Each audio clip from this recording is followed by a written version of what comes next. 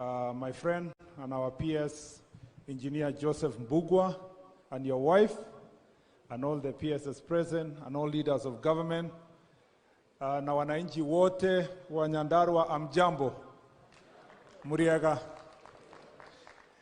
Cheta kwa Kipchumba wa Murkomen, na ndiye waziri wa barabara na uchukuzi.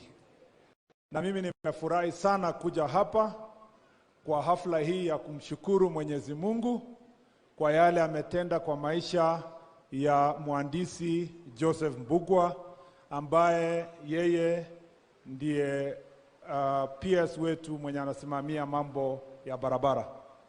Mheshimiwa Rais, ninakushukuru sana kwa sababu ulimteua Engineer Mbugua.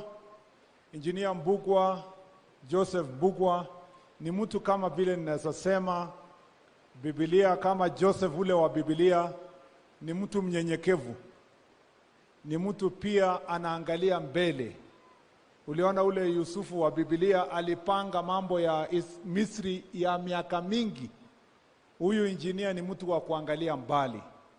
Mimi nimefanya na yeye kazi katika wizara na nimejisifu kusema kwa bahati ya Mwenyezi Mungu, I don't even think you knew, Your Excellency, how we complement each other with PS Mbugua. PS Mbugua amefanya kazi kwa serikali kwa miaka 33. Karibu miaka yangu yote. Imebaki tu 10 ijaye ikuwe miaka yangu yote. Na kwa miaka hizo grow from one level to another. And because ya hiyo experience amepata, wizara yetu inafaidika sana kupitia kazi anafanya. Yeye pia anaweza kutusaidia sisi kwa sababu kwa miaka pia mimi na PS ule mwingine tuko nyuma yake.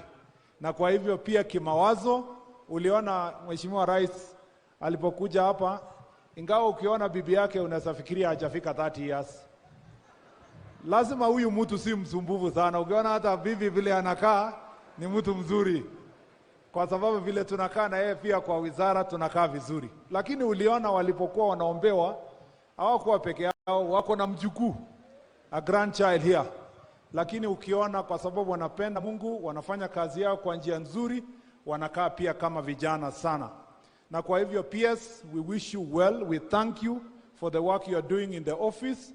I am more than privileged to have you and PS Mohamed Aga to work together. I sometimes hear stories that kuna watu wanafanya kazi lakini hawasikizani, hawafanyi nini. Mimi sijui hiyo story. Hiyo story, Your Excellency, ofisi ya PS wangu iko kona tu hapo.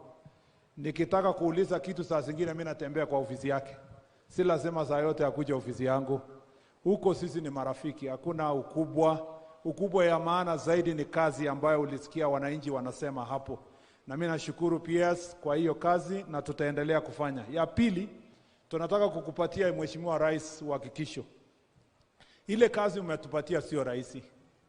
Ile deni iko kwa mambo ya barabara. Ulituambia tukae chini na PS Mbugua na madijis. Tukapunguza ile makona ilikuwa nini, tukatoa from 900 billion, karibu trillion, tukafikisha 700. 700 billion sio pesa kidogo. Na bado wewe ukifika hapa unasema barabara ya kutoka wapi mpaka wapi imemaliza. Waziri, umesikia? Sasa sisi watu wanapiga makofi. Lakini sisi tukifika ofisi tunashikana kichwa na Mheshimiwa Mbugua huyu, tunasema ile imetangazwa, tutakarabati wapi na wapi ndio ingiane. Mheshimiwa Rais, tutafanya hiyo kazi. Wewe ulisema pia ulipokuja ukapunguza budget, ukasema our country inapambana na mambo ya deni. Na you took a bold step. Na ukatuambia lazima tu fund barabara zetu kwa njia zingine, tusiongeze deni. So we are working with the PS and the team tuone njia ya kutafuta PPP kwa barabara zingine. Tuone vile njia pia tunapunguza ile pesa tunatumia kwa njia zingine ili tumalize barabara. Mheshimiwa Medu, uliona vile anaongea hapa. Anaongea kwa ukali sana. Lakini unajua ili barabara zenye ziko Nyandarua ya almost 400 kilometers inahitaji over 20 billion ndio tumalize. And we are committed that we will finish those roads because we must do so.